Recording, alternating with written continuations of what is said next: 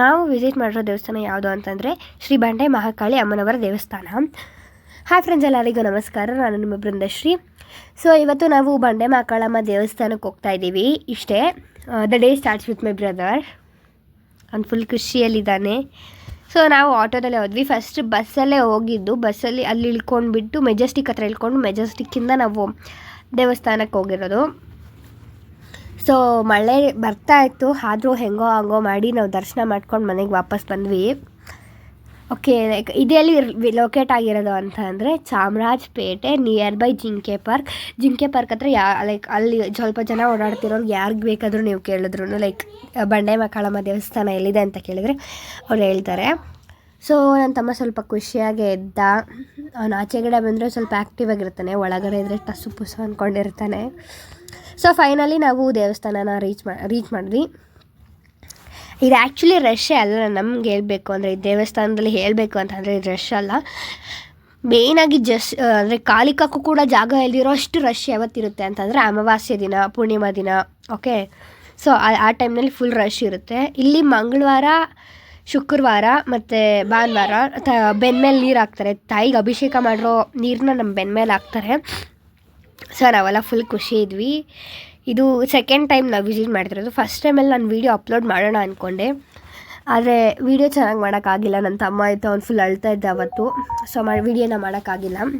ಆದರೆ ಅಲ್ಲಿ ತುಂಬ ಫಿಶ್ ಟ್ಯಾಂಕ್ಸ್ ಇತ್ತು. ನಂಗೆ ತುಂಬ ಇಷ್ಟ ಆಯಿತು. ಎಷ್ಟು like more than 5 to 6 fish tanks ಇತ್ತು. ಆದರೂ ತುಂಬ ಚೆನ್ನಾಗಿತ್ತು ಪ್ಲೇಸು. ಮತ್ತು ಈ ದೇವ್ರನ್ನ ಏನಕ್ಕೆ ಬಂಡೆ ಮಹಾಕಾಳಿ ಅಮ್ಮ ಅಂತ ಕರೀತಾರೆ ಅಂತ ಅಂದರೆ, ಲೈಕ್ ಈ ದೇವ್ರನ್ನ ಬಂಡೆದಲ್ಲಿ ಕೆತ್ತಿರೋ ಕಾರಣದಿಂದ ಬಂಡೆ ಮಹಾಕಾಳಿ ಅಮ್ಮ ಅಂತ ಅಂದ್ಬಿಟ್ಟು ಕರೀತಾರೆ. ಈ ದೇವ್ರಿಗೆ ಲೈಕ್ ನಮ್ಮ ಮನೆಗೆ ಏನಾದರೂ ದೃಷ್ಟಿ, ಇಲ್ಲ ನಮ್ಮ ಮನೆಯವ್ರಿಗೆ ಯಾರಿಗಾದ್ರೂ ದೃಷ್ಟಿ ಆಗಿದ್ರೆ ಇಲ್ಲಿ ಬಂದು ತಡೆ ಓಡಿಸಿದ್ರೆ, ಸೊ ಲೈಕ್ ಈ ದೃಷ್ಟಿ ಏನೂ ಆಗೋದಿಲ್ಲ ಅಂತ, ದೃಷ್ಟಿ ಆಗಿರೋದೆಲ್ಲ ಹೋಗುತ್ತಂತೆ.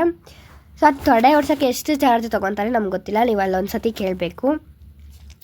ಮತ್ತು ಇಲ್ಲಿ ಲೈಕ್ ಇವು ತುಂಬ ಸೆಲೆಬ್ರಿಟೀಸ್ ಜೊತೆ ಎಲ್ಲ, ಅಂದರೆ ಸೆಲೆಬ್ರಿಟೀಸ್ ಕೂಡ ಇಲ್ಲಿ ವಿಸಿಟ್ ಮಾಡಿದ್ದಾರೆ ಅಂತ ಅರ್ಥ ಮಾಡ್ಕೊಳ್ಳಿ. ಎಷ್ಟು ಪವರ್ಫುಲ್ ಇರಬೇಡ ಈ ದೇವರು ಅಂತ.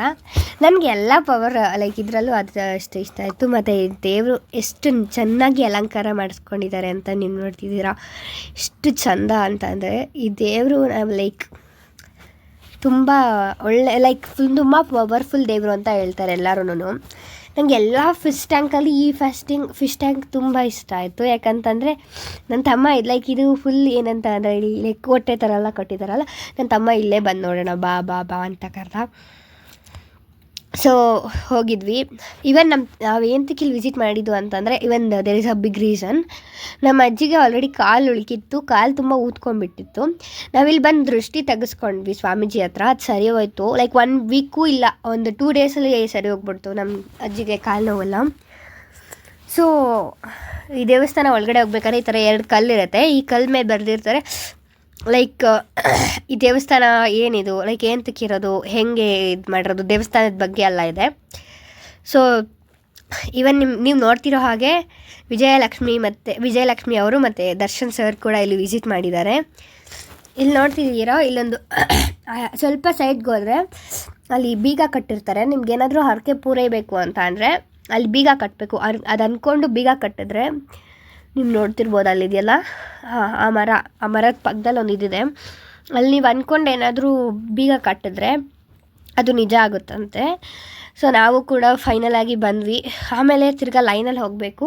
ಇಲ್ಲಿ ಆಲ್ಮೋಸ್ಟ್ ಎನಿ ಟೈಮ್ ಬೇಕಂದ್ರೂ ಫುಡ್ ಕೊಡ್ತಾನೆ ಇರ್ತಾರೆ.